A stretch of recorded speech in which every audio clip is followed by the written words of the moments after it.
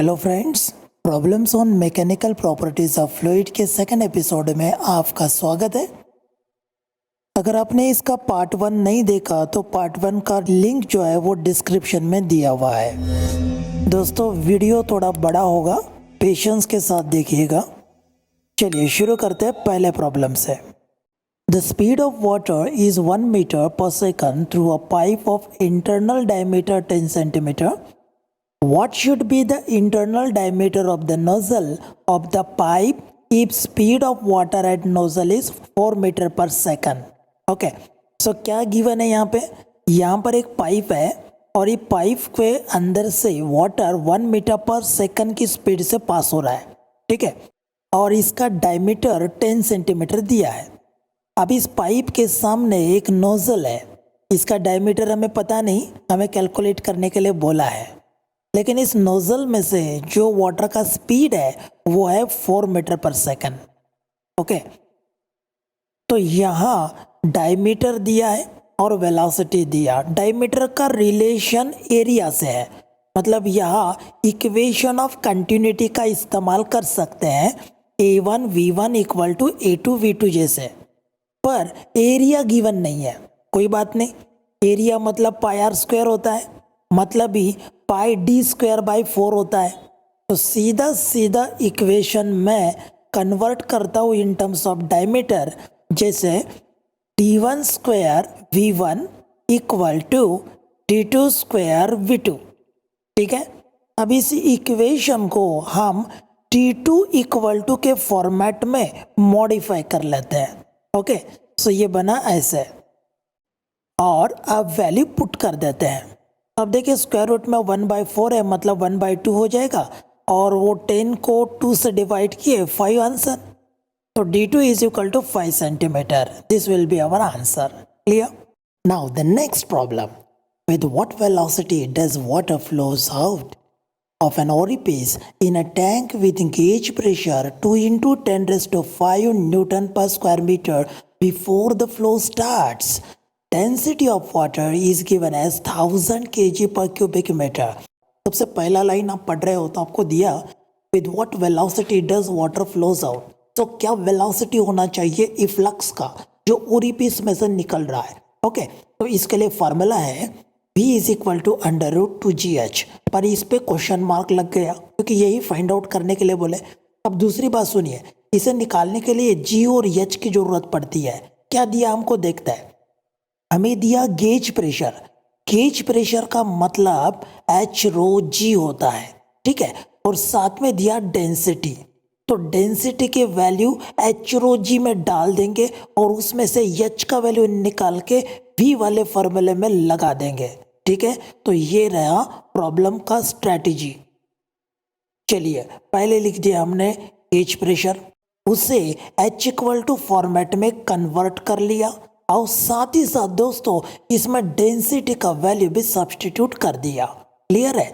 अब इसे थोड़ा सा सिंप्लीफाई कर देता हूँ, 1000 के कुछ जीरो जीरोज कैंसिल कर लेते हैं, हमें मिला 2 into 10 raised to 2 upon G। Okay, अब वैल्यू हम फॉर्मूले में पुट कर देते हैं, देखिए क्या मिलता है। ओके, यहाँ G से G कैंसिल हो गया और अंदर बना 400, जिसका स्क्वायर रूट बनेगा 20 मीटर पर सेकंड। तो इफ्लक्स का वेलोसिटी 20 मीटर पर सेकंड हुआ, ठीक है। तो ये रहा हमारा आंसर। अगला क्वेश्चन दोस्तों 8 नंबर वाला है। The pressure of water inside the closed pipe is 3 into 10 raised to 5 Pascal. This pressure reduces to 1 into 10 raised to 5 Pascal on opening the wall of the pipe. Calculate the speed of water flowing through the pipe. अब इस बहते हुए water का speed हमको calculate करना है, ठीक है, और साथ में डेंसिटी ऑफ वाटर गिवन है। तो चलिए इस प्रॉब्लम को थोड़ा विजुअलाइज करते हैं। लीजिए, मैंने पाइप लिया, आप नीचे बॉटम पे दिख रहे टैंक को नीचे पानी का पाइप लगा है और वॉल के जगह मैंने यहाँ पे एक टैप लिया है, ठीक है। अभी टैप बंद है इसलिए टैंक भी भरी है और प्रेशर पाइप के अंदर P1 है। यहाँ तक समझे? अब देखिए मैं वॉल को ओपन कर रहा हूँ, ये लीजिए टैप ओपन हो गया, पानी बहने लगा और साथ ही साथ नोटिस करिए हाइट ऑफ वाटर जो है टैंक का वो डिक्रीज हुआ। कितने से? एच से। तो क्या हुआ? प्रेशर तो चेंज होना है ना फ्लूइड का। तो टैंक में जो पानी है उसका प्रेशर ही तो पाइप में आ रहा है और ये प्रेशर कितने से डिक्रीज हुआ? एच रो जी से डिक्रीज हुआ। तो ये जो नया प्रेशर अब मिल रहा वो P2 है और डिक्रीज कितना हुआ बोले? एच रो जी। तो P2 माइनस P1 क्या होना चाहिए? एच रो जी। तो P1 हमें गिवन है, P2 का वैल्यू भी हमें गिवन है और डेंसिटी ऑफ वाटर गिवन है। ठीक है, जैसे हम विजुअलाइजेशन में समझे कि P1 माइनस P2 एच रो जी होता है, तो लीजिए मैंने लिया, अब मैं इसको मॉडिफाई कर दिया H इक्वल टू फॉर्मेट में। क्लियर? अब इसके अंदर हम वैल्यू पुट कर दिए, देखिए सभी वैल्यूज डाल दिए और जो 10⁵ ऊपर में दिख रहा वो कॉमन है, उसे बाहर साइड में निकाला, नीचे के जीरोस के साथ कैंसिल किया, ऊपर में 200 नीचे में g, तो ये बना 200/g। h का वैल्यू मिल गया। ठीक है, अभी वेलोसिटी ऑफ इफ्लक्स निकालना है। पाइप में से जो पानी बह रहा है उसकी वेलोसिटी को वेलोसिटी ऑफ इफ्लक्स कहते हैं और इसका फार्मूला है v इक्वल टू √2gh। तो अब इस इफ्लक्स के फार्मूले में हम वैल्यू पुट कर दिए, तो हमें क्या मिला? हमें g से g कैंसिल और स्क्वायर रूट ऑफ 400 मिला 20 मीटर पर सेकंड आंसर। ठीक है, समझ गए? Very good. Calculate the rise of water inside the clean glass capillary tube of radius 0.1 mm when immersed in water of surface tension 7 into 10 raised to minus 2 Newton per meter.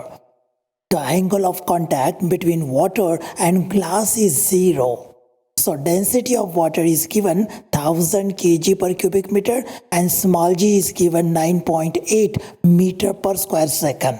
Okay, तो दोस्तों ये रहा अपना problem. यहाँ पर जो पहली line पढ़ रहे हैं आप, इसका मतलब ये एसेंट फॉर्मूले से जुड़ा हुआ क्वेश्चन है। आप डायग्राम में देख रहे हैं, यहाँ हमें रेडियस गिवन है जो आपको स्क्रीन पे नजर आ रही है। इसे लगे हाथों कन्वर्ट कर लेते हैं ऐसा यूनिट में और surface tension, angle of contact, density and small g सब गिवन डाटा लिख लिए। अब कैलकुलेट करना है एच। ठीक है, सो एसेंट फॉर्मूला आपकी स्क्रीन पर है, इसमें सभी वैल्यूज हम पुट कर दिए। देखिए यहाँ cos थीटा cos 0 हो गया, cos 0 का मतलब 1 होता है। ठीक, बाकी कैलकुलेशन आसान है, सॉल्व करने पर h इक्वल टू 0.142 मीटर इतना हाइट हमको मिला। ठीक है, तो ये रहा आपका answer. So next problem, an air bubble of radius 0.1 mm is situated just below the water surface. Calculate the gauge pressure. Surface tension of water is given 7 into 10 raised to minus 2 Newton पर metre. तो दोस्तों यहाँ situation कुछ इस प्रकार से है कि एक बबल है जो पानी के सरफेस के नीचे है। दोस्तों ये एयर बबल है और एयर बबल पानी के भीतर रहता, तो इसे सिर्फ इंटरनल सरफेस एरिया रहता है। तो गेज प्रेशर यहाँ पे होना चाहिए 2T/R। ठीक है, अब इस फॉर्मूले में वैल्यू डाल देते हैं और see what is the answer. 27 droplets of water each of radius 0.1 mm coalesce into a single drop. Find the change in surface energy or surface tension of water is 0.072 Newton per meter. दोस्तों यहाँ volume of water change नहीं हो रहा, तो जो 27 droplets का volume है वो equal to single big drop के वॉल्यूम के बराबर रहेगा। ठीक है, तो ड्रॉप स्पेरिकल होते हैं, इसीलिए यहाँ पे वॉल्यूम 4/3 πr³ ऐसे लिया। Cancelling like terms from both sides and cube root लेने के बाद हमें मिलता है R equals thrice small r।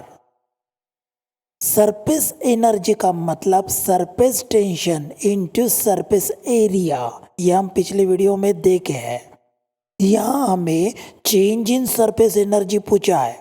So delta E equals 27 times surface area of small droplet into surface tension minus surface area of big drop into surface tension. So common terms common लेंगे, R का value thrice R put करेंगे, हमें मिला delta E equals 4 pi times 18 R square times T. Value put करने के बाद और calculation करने के बाद हमें मिलता है delta E equals 6.511 into 10⁻⁻7 joule.